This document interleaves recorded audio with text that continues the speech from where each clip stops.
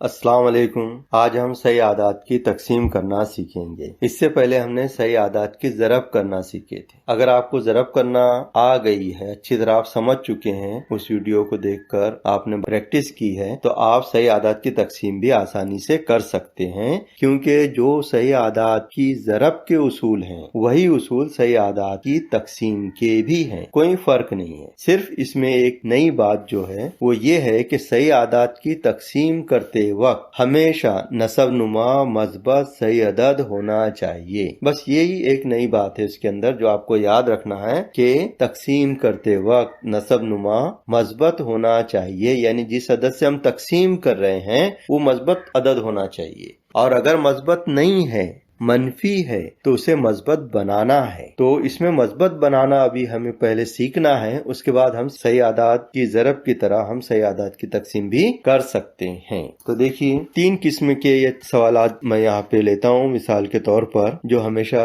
अलामतें बदल के आ सकते हैं। आदात में एक जैसे ही लेता हूँ ताकि आपको समझने में आसानी जाए। तो यहाँ पर मैंने पहला सवाल लिया हूँ 10/2। ये मज़बत 2 है और ये मज़बत 10 है, यानी मज़बत 10 बटे मज़बत 2 लिया हूँ मैंने, यानी 2 से 10 को तकसीम करना है। अब नसब नुमा किसे कहते हैं? तो नीचे वाला जो मुकाम होता है, नीचे वाले मुकाम की जगह को नसब नुमा कहते हैं और ऊपर वाले मुकाम की जगह को शुमार कुनिंदा कहते हैं। तो यहाँ नसब नुमा में मज़बत 2 है, शुमार कुनिंदा में मज़बत 10 है, यानी नसब नुमा से हमें 10 को तकसीम करना है। क्योंकि मज़बत 2 नसब नुमा में है, इसलिए ये मज़बत है, इसलिए इसे बदलने की जरूरत नहीं है। तो हम डायरेक्ट लिख सकते हैं 2 पंजे 10। क्या जवाब आएगा? 5। दोनों मज़बत है तो जवाब भी मज़बत ही रहेगा। ज़रब के उसूल में भी इसी तरह है कि 2 मज़बत आदात की ज़रब मज़बत होती है। तकसीम में भी वही है, 2 मज़बत सही आदात की तकसीम भी मज़बत होती है। तो तकसीम किस तरह की हमने ये भी समझ लीजिए एक मिसाल के जरिए। यहाँ पर नसब नुमा को हम इस तरह लिखते हैं 2,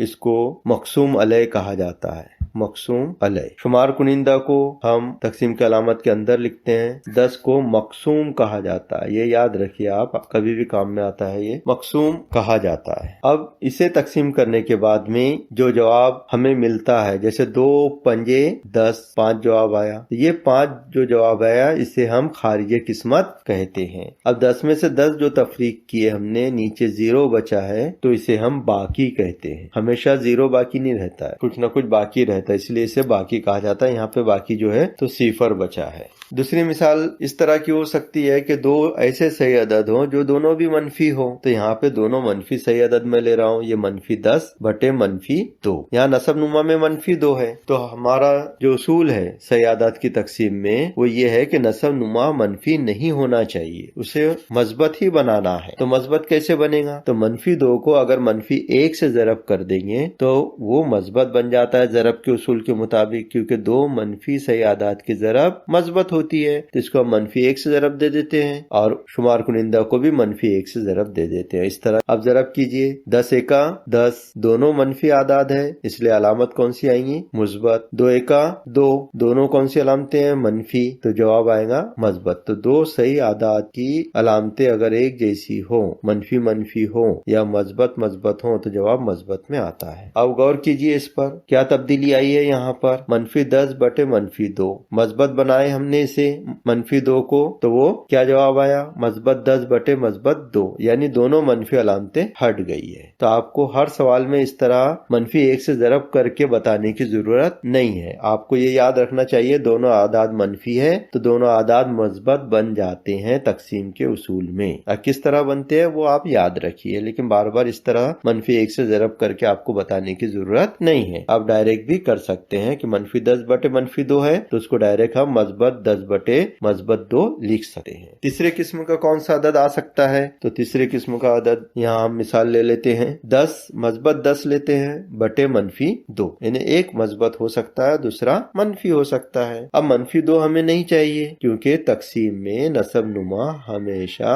मज़बत होना चाहिए। तो -2 को मज़बत करने के लिए -1 से ज़रब करेंगे ताकि मनफी मनफी क्या हो जाए? मज़बत हो जाए। तो जब नीचे हम नसब नुमा में -1 से ज़रब करते हैं तो ऊपर भी -1 से ज़रब करना होता है। तो इस तरह हम दोनों को -1 से ज़रब करेंगे, शुमार कुनिंदा को भी और नसब नुमा को भी। इस तरह मस्बत 10 ज़रब -1 -2 ज़रब -1। अब ज़रब करेंगे हम ऊपर वाले शुमार कुनिंदा वाले आदाद की। 10 एका 10। अब अलामत कौन सी लगाएंगे, एक मस्बत है एक मनफी है, तो अलामतें अलग अलग है तो जवाब मनफी आता है। तो मस्बत ज़रब मनफी बराबर मनफी। अब नीचे देखिए दोनों मनफी आदाद है तो एक जैसे जो अलामतें होती है मनफी ज़रब मनफी, ये हमने ज़रब के उसूल में सीख चुके हैं कि दो मनफी आदाद की ज़रब मस्बत होती है तो 2 एका 2 और अलामत कौन सी लगाएंगे हम, मस्बत। अब इसके बाद हम इसको तकसीम करेंगे, 2 पंजे 10, ये आ गया 5 जवाब हमारा। लेकिन शुमार कुनिंदा मनफी है तो शुमार कुनिंदा की अलामत यहाँ लगा देंगे -5, तो 2 पंजे 10। शुमार कुनिंदा की अलामत मनफी है तो 5 के साथ में मनफी अलामत लगाएंगे। तो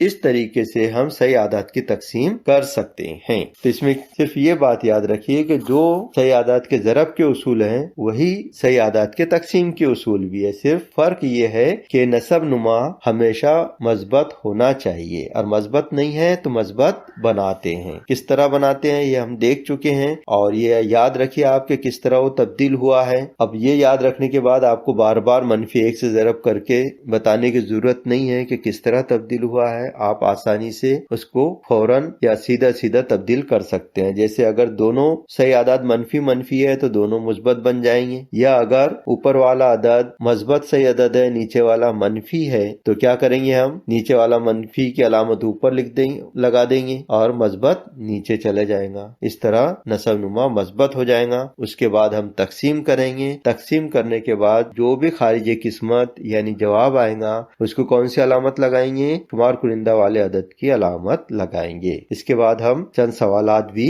इसके हल करके देखेंगे अगले वीडियो में।